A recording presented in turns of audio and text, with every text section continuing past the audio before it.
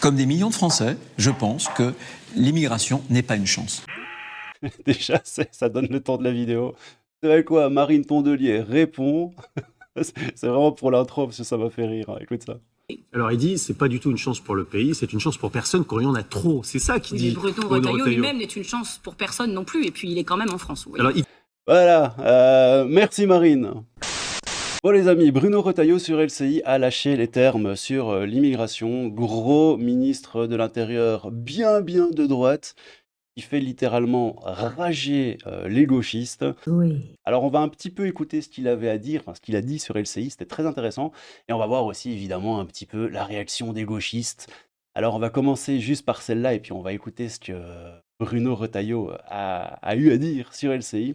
Mais on a quand même Nassira El Moadem, un gauchiste en chef. Hein. C'est une lieutenant gauchiste qui nous dit Bruno Retailleau est une honte, hein, évidemment, pour la France. Sachez bien une chose, Bruno Retailleau, vous n'arriverez jamais à la hauteur de la dignité de nos parents, de nos cousins, de nos amis, de toutes celles et ceux qui, venus d'ailleurs, font aujourd'hui la fierté de ce pays. Oui, vous n'êtes qu'un petit être méprisable. Je suis fier de pouvoir l'écrire noir sur blanc sur ce réseau social, fier de pouvoir le clamer haut et fort en tant que journaliste et en tant que citoyenne. L'histoire vous aura balayé aussi vite que vous êtes arrivé par effraction. On ne vous lâchera pas. Alors si tu le sais pas, Nassira El Moadem, c'est également elle qui a dit ceci. Pays de RACISTE dégénéré, la journaliste Nassira El Moadem persiste et signe après le premier tour des législatives. Donc les amis français, vous êtes un pays de RACISTE dégénéré, d'après notre ami Nassira El Moadem qui pense que Bruno Retailleau est une honte pour la France. Et ça, c'est beau.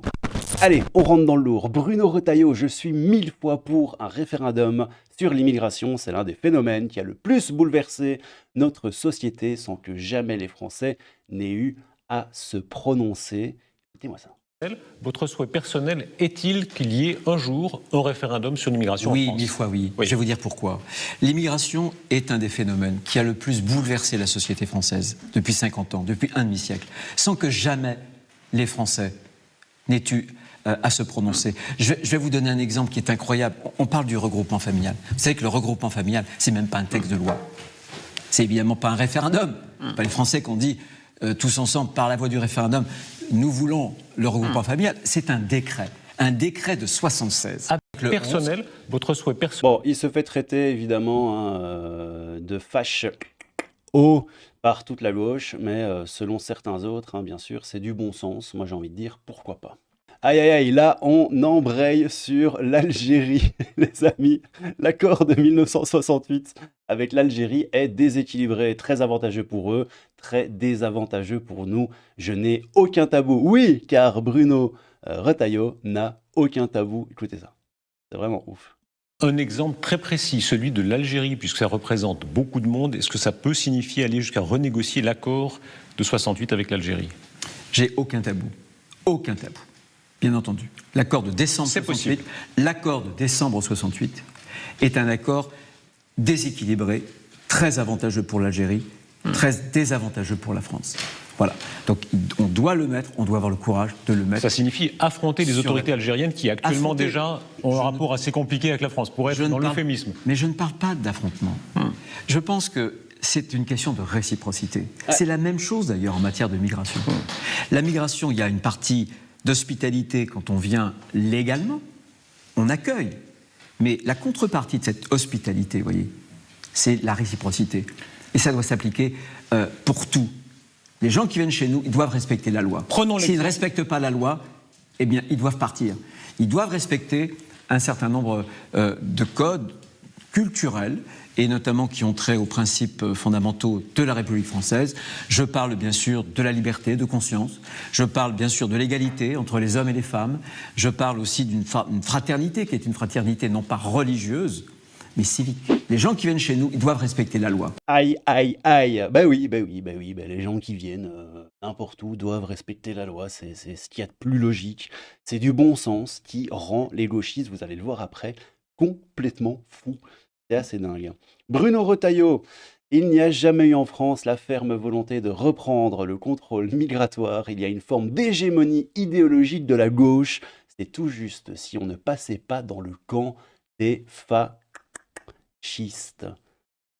Ça lâche les termes, mais d'une force, c'est incroyable. Que si on n'a pas une réponse très ferme, volontaire, globale, on n'y arrivera pas. Et je termine, pardon, pour vous dire que je pense qu'en France, on n'a jamais eu la ferme volonté, une volonté d'acier de reprendre le contrôle migratoire. Parce que souvent, il y a une forme d'hégémonie idéologique de la gauche, voilà, qui condamnait pour peu que tel ou tel voulait prendre des mesures. C'est tout juste si on ne passait pas dans le camp des fascistes. Vous voyez ce que je veux dire? Aujourd'hui, c'est une demande du peuple souverain français. Et je pense que cette volonté, nous l'avons, mais nous devons l'avoir de façon très concrète et avec une approche d'ensemble. Qu'est-ce que vous en pensez? N'hésitez pas à me dire en commentaire ce que vous en pensez, parce que moi, je vous avoue, je suis pour le moins étonné de ce virage à 180 degrés du gouvernement français. Parce qu'il est quand même à 2 doigts de nous faire la proposition de Zemmour. Hein. Vous avez des papiers? Non, je sais pas les papiers, non. Mais vous travaillez quand même. Travailler. A few moments later. Je veux un ministère de la remigration et de l'expulsion. Oui, bah oui, il est à 2 doigts de nous proposer un ministère de la rémigration. C'est assez ouf. Bruno Retailleau toujours, il faut affirmer que VIOLER, une frontière, c'est VIOLER, la loi. Parlons de Schengen. D'abord, pour bien poser les choses, on est d'accord qu'il ne faut pas de confusion. Tous les étrangers en situation irrégulière ne sont pas des criminels, de loin pas. Il y a plein de gens très respectables qui cherchent une vie meilleure. Ça n'est pas ce Ils que sont je très dis. honorables, on est bien d'accord. Mais vous avez plaidé pour un délit de séjour irrégulier. Qu'est-ce que ça changerait selon vous? Pour être extrêmement précis, qu'est-ce que ça amènerait? Quelle amélioration ça créerait selon vous? Attention les amis, une petite dose de bon sens. C'est parti. Il y a à la fois une amélioration symbolique et une amélioration pratique. L'amélioration symbolique, c'est quelqu'un pénètre par la fenêtre illégalement chez vous. C'est un délit. Quelqu'un rentre par la frontière illégalement, ça ne l'est pas. Symboliquement, je pense qu'il faut réaffirmer qu'il y a une frontière et que violer la frontière, c'est violer la loi. Et qu'on ne peut pas violer la loi et la frontière impunément. Ça, j'y tiens beaucoup parce que on ne maîtrisera l'immigration que s'il y a une volonté. Alors ça, c'est le cette symbole. volonté, Quel sera l'effet? c'est le symbole. Mais les faits, ils sont très concrets. Ça donnera à nos policiers, à nos gendarmes, des pouvoirs d'enquête, y compris de garde à vue. Et ça change beaucoup, croyez-moi. Ça veut dire, très rapidement, vous avez les moyens législatifs, exécutifs de mettre en place ce délit de présence C'est la illégale? loi. C'est une mesure législative, bien évidemment. Et je pense qu'il faudra y revenir. Tout comme d'autres mesures législatives qui avaient été censurées par le Conseil constitutionnel. Il y en a une trentaine. Il est toujours là, le Conseil constitutionnel. Oui, non, Il n'a mais pas il changé. les avait censurés. Pourquoi les avait-il censurés dans la loi sur l'immigration? Simplement pas pour une question de fond. Il les avait censurés pour une question de forme. Il avait dit, vous n'auriez pas dû placer dans ce texte-là, immigration pourtant, ça se discute juridiquement, on ne va pas le faire, vous n'êtes pas ni moi constitutionnaliste. Il avait dit, non, mais c'est une question de forme, ça n'a pas suffisamment de lien avec le texte, donc il les avait, si j'ose dire, écartés pour des raisons de forme, pas de fond. Donc ça veut dire que ce délit, ce délit de présence illégale sur le territoire, vous avez bon espoir, de votre point de vue, qu'il ait lieu réellement, dans quelques mois, qu'il soit effectif? En tout cas, ça fait partie des mesures législatives. Moi, je ne suis pas fou. Enfin, je vois bien que Il dit pas que ça va être effectif. Ah, quand même, il fait un peu languille. C'est un peu étonnant. Réellement, dans quelques mois, qu'il soit effectif? en tout cas, ça fait partie des mesures législatives. Moi, je ne suis pas fou. Enfin, je vois bien que la discussion politique va être difficile parce qu'on n'a pas de majorité à l'Assemblée nationale. Mais encore une fois, je prendrai les Français à témoin. Ça, c'est génial, hein, quand je vous dis, ils vont un petit peu dans le sens du vent, c'est que toutes ces nouvelles directives bien de droite, bien anti-immigrationnisme, il faut voir ce qui va en sortir à l'avenir et voir ce qui va réellement, ce qui va réellement se produire. Et tout ça, ça va être au crédit de Macron, en fait. Bah oui, oui, évidemment. Macron, d'un côté, il est de gauche, d'un côté, il est ni de gauche ni de droite. Maintenant, il fait un gouvernement full de droite. C'est n'importe quoi. Ah, j'ai envie d'y croire. J'ai envie de donner une petite gommette à Bruno Retailleau, à lui dire bon, bah écoute, chérie, voilà, ce que tu dis est pas très idiot, maintenant fonce. Mais je suis tellement habitué au double langage et au foutage de pommes intersidérales qu'en vrai, j'y crois tout simplement plus. Je me demande si c'est pas un camouflet pour essayer d'un tout petit peu calmer la colère des gens. J'ai peut-être tort, je sais pas. Alors là, c'est rigolo aussi. Vous savez quoi? Il y a une vidéo ici de 4 minutes 41 qu'on va voir après, où encore il parle voilà, d'immigration et tout ça, c'est très intéressant. Mais avant ça, j'ai envie de vous montrer un petit peu la réaction des gauchistes. Alors on a lui, par exemple, Christian Delporte. Christian Delporte, il est professeur émérite d'histoire contemporaine. Tous les gauchistes sont profs, psychologues, tous. C'est incroyable, c'est une dinguerie. Ce sont des gens qui enseignent à vos gosses comment penser, comment dire, comment faire, comment bien penser. Ils sont tous profs. C'est hallucinant. Et donc, notre ami Christian Delporte, il dit quoi? Ouais, parce que Aznavour et compagnie. Aznavour était un immigré, donc l'immigration, c'est bien. J'ai envie de vous dire pourquoi pas. Hein. Conseil de lecture à un ministre qui ignore volontairement, point d'interrogation, l'histoire de la France et nourrit sans scrupule la haine des autres. Ouais, c'est salade tomate oignon, les gars. Hein. Ignore volontairement l'histoire de la France et nourrit la haine des autres. Et donc, t'as du Dali, t'as du Derrida, t'as du Aznavour, c'est du grand n'importe quoi. T'as Damien Rieu, évidemment, qui lâche un contre Uno avec nos amis ici, nos amis de paix et d'amour, hein, bien sûr.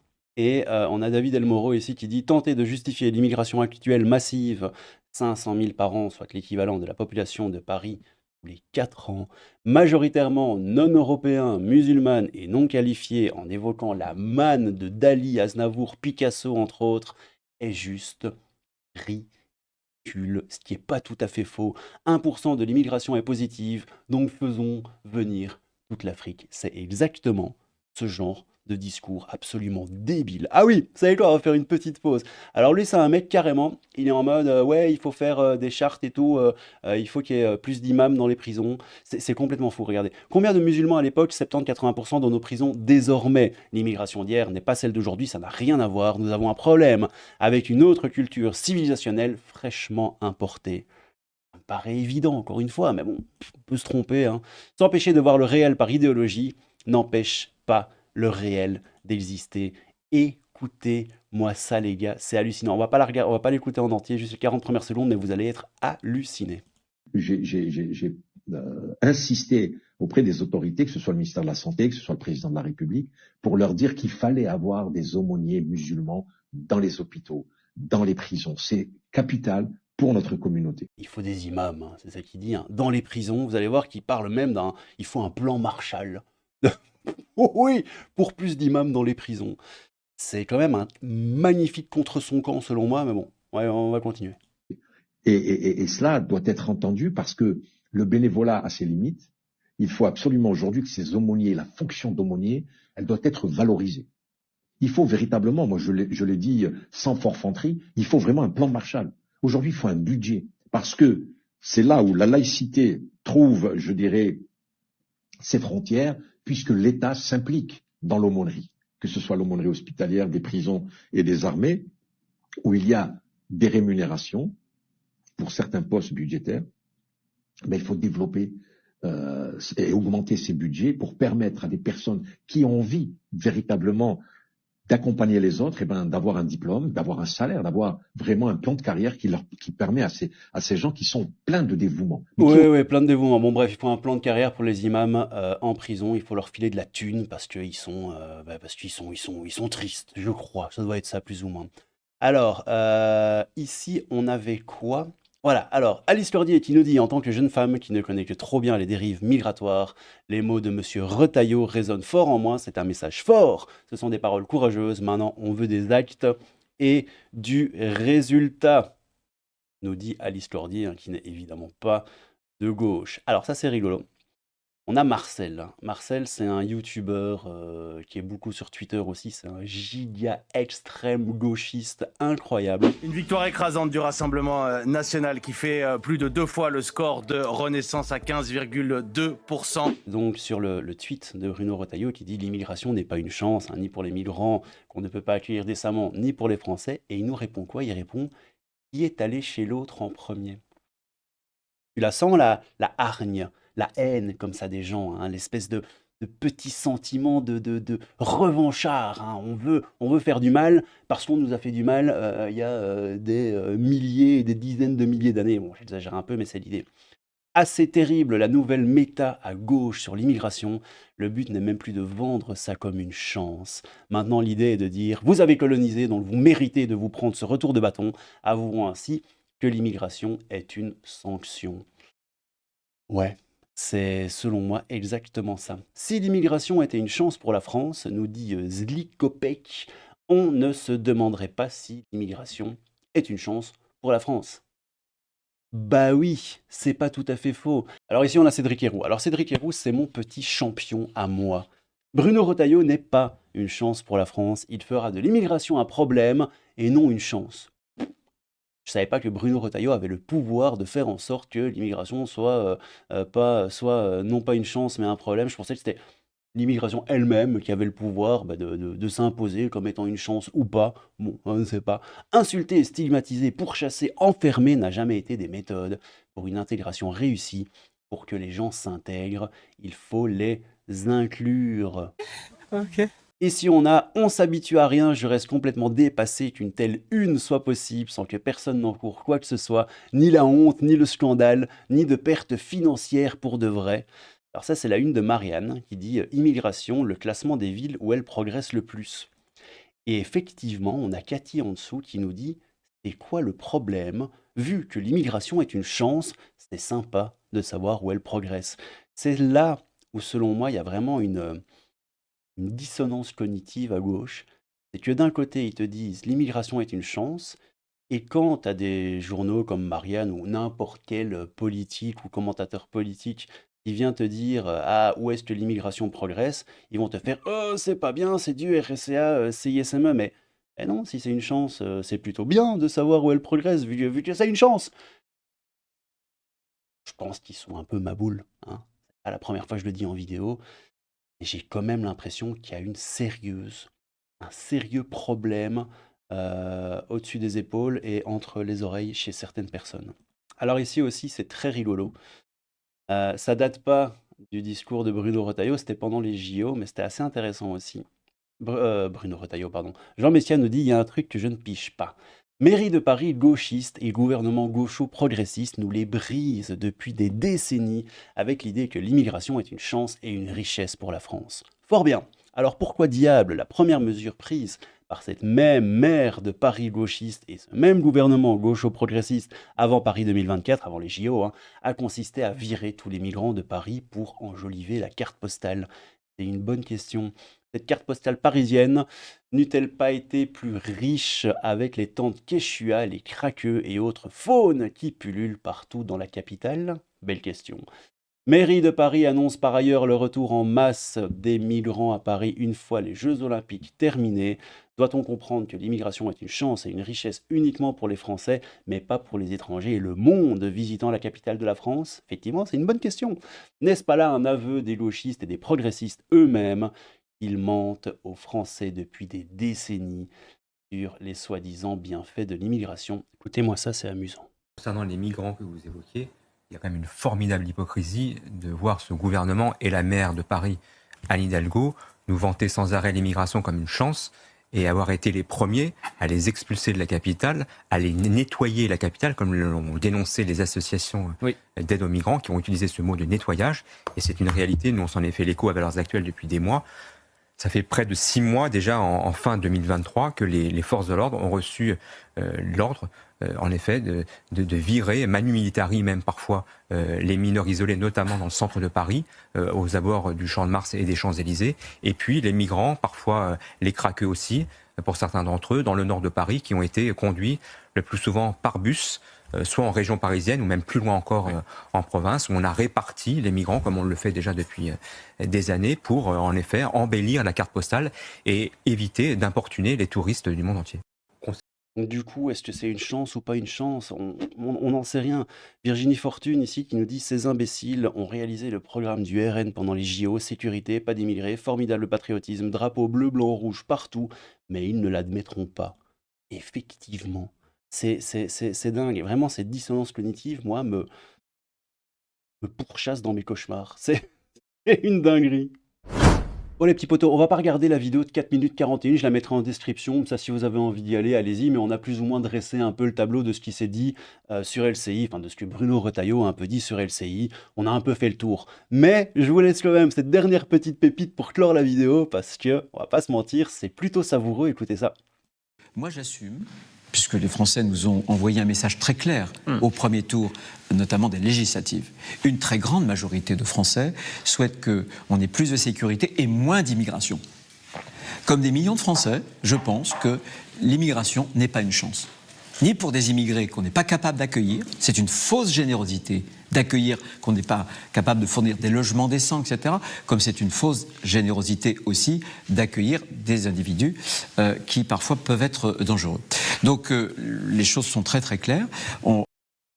Les choses sont très très claires. Bon, parfois peuvent être dangereux, ça lâche les termes, mais quand même un petit peu on fait attention, on va pas faire trop de généralités. Pas d'amalgame, les petits loulous. Bon. Vous en avez pensé quoi de cette longue vidéo? Attends, on va regarder.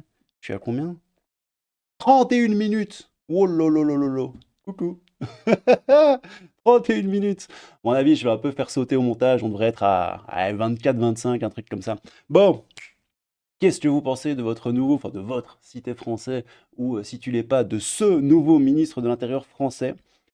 Je me répète un petit peu, mais voilà, en Allemagne, ils ont décidé de contrôler leurs frontières. Il y a des pays en Europe qui sont en train de totalement virer à droite, et je me demande simplement si le gouvernement français n'est pas en train de regarder où va le vent et de aller dans la même direction, parce que sinon, il va se faire taillader par son peuple, ou en tout cas, politiquement, ce serait pas très intelligent de se foutre tout le monde à dos.